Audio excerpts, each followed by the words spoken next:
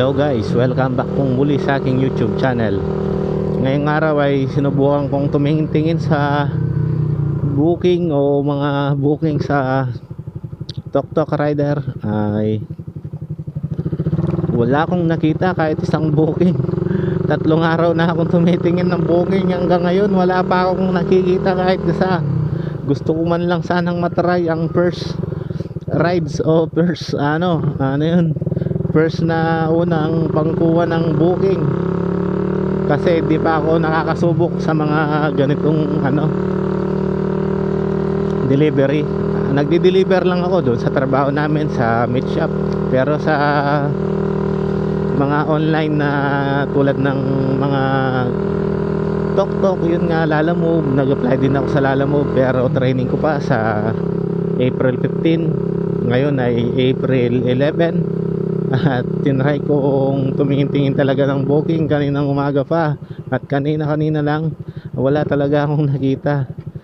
Sa Angeles, Pampanga po pala ako.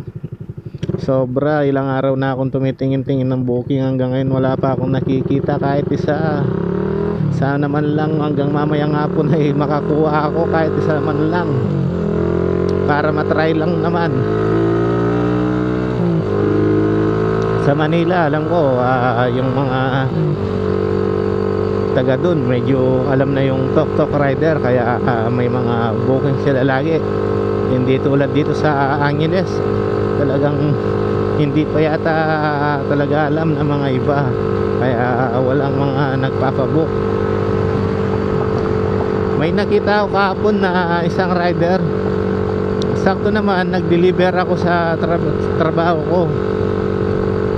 Medyo nagmamadali yung delivery, kaya inuna ko muna yung Tok Rider na nakapahinga doon sa isang gilid. Pagbalik ko, hindi ko na siya naabutan. Sayang, tatanungin ko sana kung nakaano ba siya, nakaka-booking ba siya ng marami, o kung ilan, nakakailang biyahe siya, at kung saan banda yung mabilis kumuha ng mga customer. So yun nga, hindi natin naabutan pagbalik, kaya hindi ako nakapagtanong ng kahit na ano. Sabi naman ng operator ko, o sinesend niya sa akin, may mga order naman dito sa Angeles. Hindi ko alam kung bakit kahit isa man lang wala akong makita o wala akong makuha. Ang gagawin ko lang naman sana pang part time lang, pang experience lang. May trabaho pa naman ako, pero alam nyo naman, pandemic ngayon, ang daming day off sa trabaho, halos alternate. Pasok ko kasi sa isang linggo, minsan 3 lang o 4, depende sa kung minsan wala kasi kaming customer. Sa mga kahit hindi nyo na pala itatanong, yung trabaho pala sa meat shop po ako sa Angeles, dito sa malapit Friendship.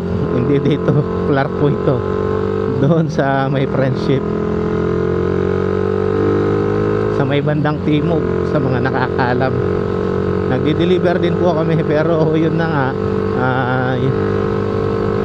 dahil marami kaming day off, kaya nag-apply ako nag-register ako sa Lalamove, tsaka dito nga sa Tok page na walang makuha nga booking. Update ko po kayo pag may nakuha tayong booking, at ang tawag dito, kung paano ba yung kita, at kung paano ba yung process. Ngayon wala pa akong may share, hindi ko pa alam, wala pa akong experience kahit isang beses, kaya hindi ko masasabi kung ano ba yung mga ginagawa.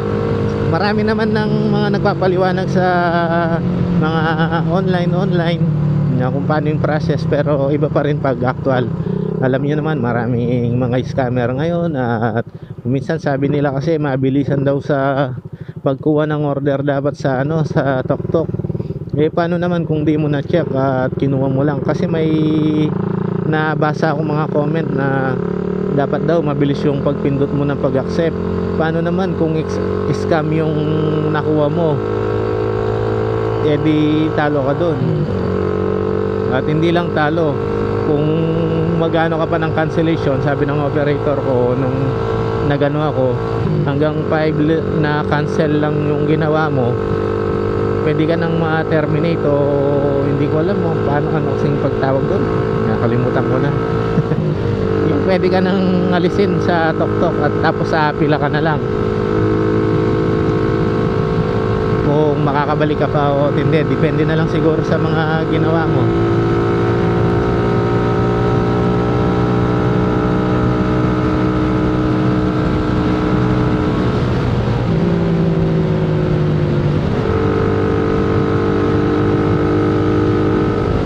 So ayun guys, wala na akong ibang masabi.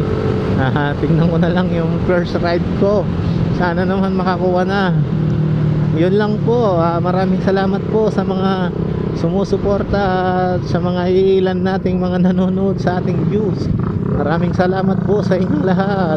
Sa susunod na lang po ulit kung may update tayo sa tok-tok natin na Poging Rider. Maraming salamat po ulit at exit na po tayo dito sa Friendship Gate. Kita-kits po tayo sa susunod nating video.